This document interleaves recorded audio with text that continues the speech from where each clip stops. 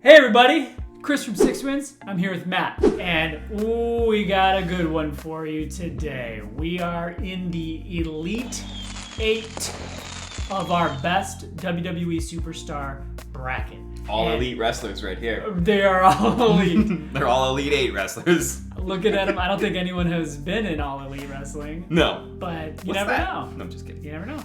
Rock could be all elite. Flair could be all elite. Oh, Rock and Flair. That's our matchup. Rock and Flair. It's the Never Ever Smoke Weed, the Southwest matchup between the Rock, number 1 seed, and Ric Flair, number 2 seed. And remember, we put all these matches up to vote on TikTok, Twitter, Instagram, and here on YouTube with you lovely folks. So feel free to vote. We're putting up a poll every single day. And if you want to vote, you can vote, make your voice heard, or you can just come to watch us because you like us. Yeah. So I asked my barber for the Ryan Reynolds, and he gave me the John Cena. It's not that. It's fine. I'm just looking at you. I'm just seeing the Ryan Reynolds Mint Mobile commercials now. Write that down. So here's what I want to do with Matt. So we always like to play a fun little game before we really do a deep dive on the matchups, and then we'll reveal who won at the end, like we always do. So The Rock, Ric Flair, two iconic figures. I feel like in any best WWE superstar bracket, this could be the finals, and people would be like, that is a great finals. Just like all of our Elite 8 matchups. So, first I want to talk about The Rock a little bit. Okay. There were different renditions of The Rock. Yeah. We're already ranking stuff. Let's rank the renditions of The Rock. Okay. And I can throw them out there for you just in case you didn't have them off the top of your head. Yeah, that'll be helpful. Kind of chronologically here. So we had Rocky Maivia. Mm-hmm. We had the Nation of Domination Rock. Right on. Then we kind of had Face Rock, who kind of broke out of the Nation and was making a name for himself just off his gift of gab. Yeah. And then we had Corporate Rock. I like that. And then we had the ever so popular Hollywood Rock. Mm-hmm. So we're talking 2002, 2003 when he started doing, your favorite movies, Scorpion King, Mummy Returns, was it? Yes. Yeah. And he came back and people didn't really know how to feel about him. And he played into that well, or maybe not so well. We'll see what Matt thinks in terms of these gimmicks. And then we'll call his latest run, he kind of came back in 2011? Part-timer Rock. Part-timer Rock, or like full-blown movie star Rock, if you want to call his first run Hollywood Rock. Now it's just like movie star Rock. So 1, 2, 3, 4, 5, 6. So there's 6 renditions of Rock, and I could be forgetting one, but how would you rank those? I think those are good. Well, I would have to. I'll try and start to build suspense at 6 and go to 1. Cool, I like that. So I'll start with Movie Star Rock as my number 6, just because it's awesome when he does come back. We love it. We always want him to be around, but it's at this point we haven't seen him for a couple of years, and if he has been back, it's just like a quick segment, not really any matches or things like that. So just overall, the body of work for it. He's still a big deal, big ticket seller, but it's not enough. So it's important, but it's not high ranking in terms of wrestling. Right. So I'd give that my number 6. Cool. I'm also gonna put Hollywood Rock as 5 next, and say that I think the writing was on the wall, and he was really good at that time. When he came back, it was for longer periods of time, but I think, like I said, the writing was kind of on the wall, and you knew he's only going to be here for so many months. He might win a title, but we know he's going to drop a title, or he might have a good feud, but we know we all knew this can't last, and it was kind of sad, and so it was hard to really be fully on board with it, despite everything being awesome. Yeah, I do remember Hollywood Rock. The one thing that sticks out of my mind is that promo he cut in Sacramento when he did the song. Oh yeah, you got some. It was one of those things where people were so mad, but also so entertained that they didn't know whether to boo or cheer him. He had some of some of his very greatest moments during kind of that era of rock. So Yeah, I mean, picking moments, that one's probably going to be higher because there's some definitely more memorable moments and matches. Right. I think overall, in terms of like all that it was for wrestling, and I guess that's how I'm voting, and you don't have to. Yeah. You could pick your own personal favorite versions of The Rock. I'm going to mostly tie it into like their wrestling because then I got to see it more. I'll go number 4, Rocky Maivia Rock. Okay. Kind of getting his chops, cutting his what's the phrase? Cutting his wings, your teeth, slicing your teeth, busting your balls. But yeah, any of those, he was working his way up, and he was starting to get recognized just for his talent in the ring and his look and just really, really good wrestler vibes. But I'm gonna put Nation Rock as number 3. Okay.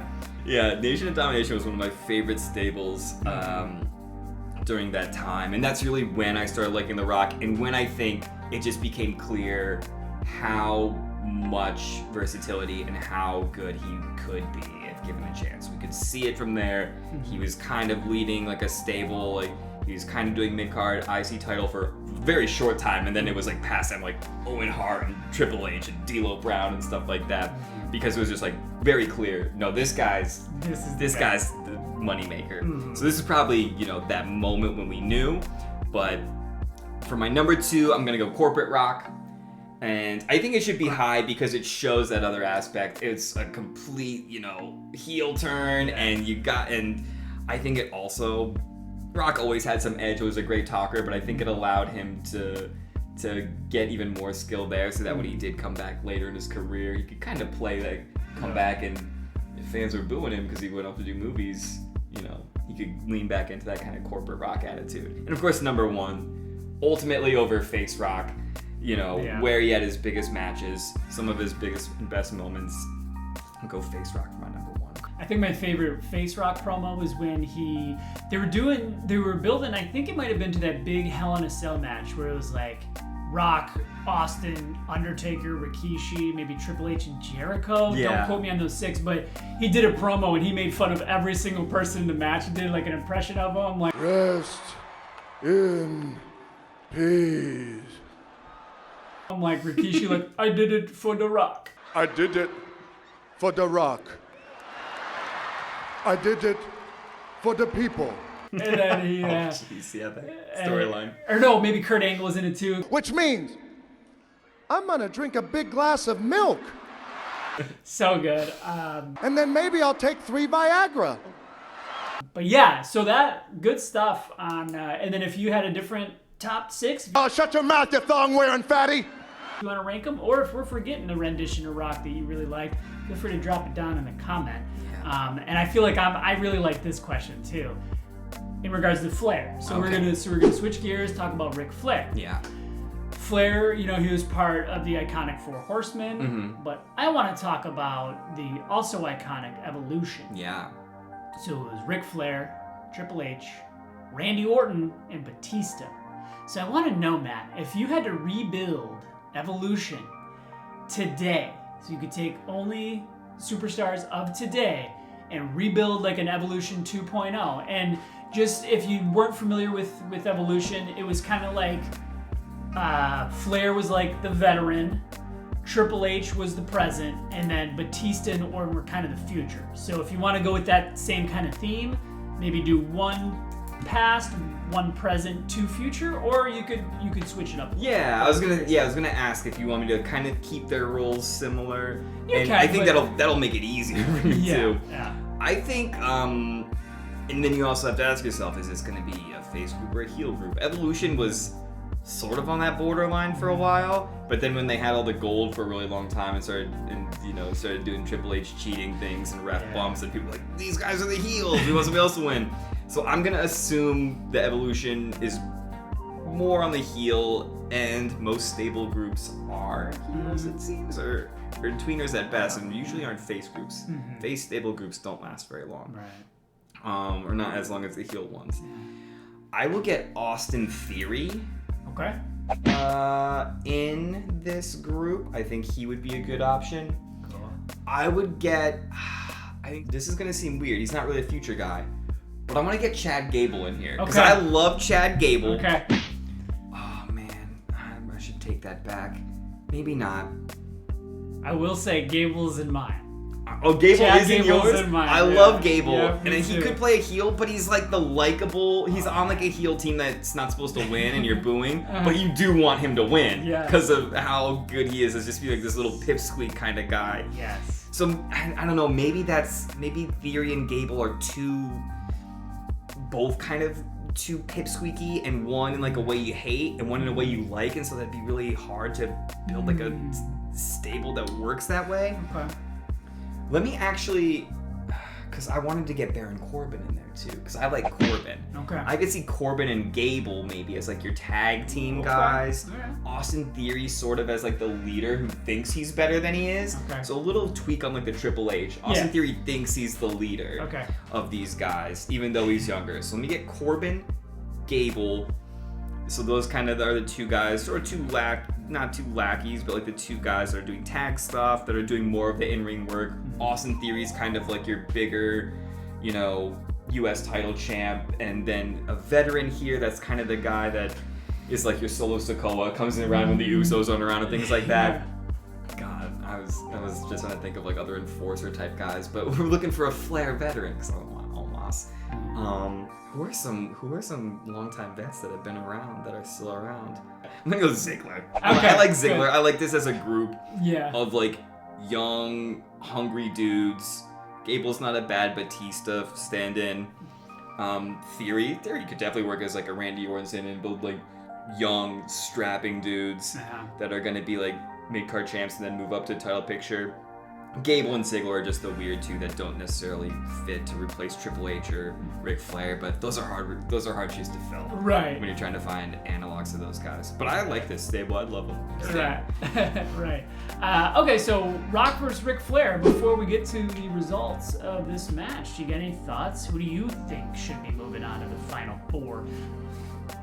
Yeah, I mean, again, at this point, and you said it, like all of these matchups, like if these guys were seated differently and were in, brackets where they wouldn't have met in an Elite Eight or even in a Final Four, could very reasonably be a finals matchup. A lot of the seeding just determined who's going to have to get eliminated slightly earlier. But, so again, it's not like controversial to just come out and be like, The Rock for me, but it's The Rock for me. And I know, like, despite everything Ric Flair has done throughout wrestling's history, even in WCW and NWA, which we're not trying to take into account, which I guess does sort of impact him negatively because some of his most iconic moments and legendary feuds and matches happened there. Yeah. Even if you did take that into account, The Rock is just a must-watch kind of guy. Flair is entertaining when he's in there, but if somebody's like, oh, dude, Flair, I don't know if there would have ever been a point other than his very young prime, where if you said like, oh, Flair's gonna be in the main event tonight, are you watching? I'd be like, oh yeah, that's must-see. But if they're like, Rock has a main event match tonight on Raw, you want to see it. Rock is must-watch wrestling television, and he's great at all of the categories. He can do all of the things you want a WWE superstar to do.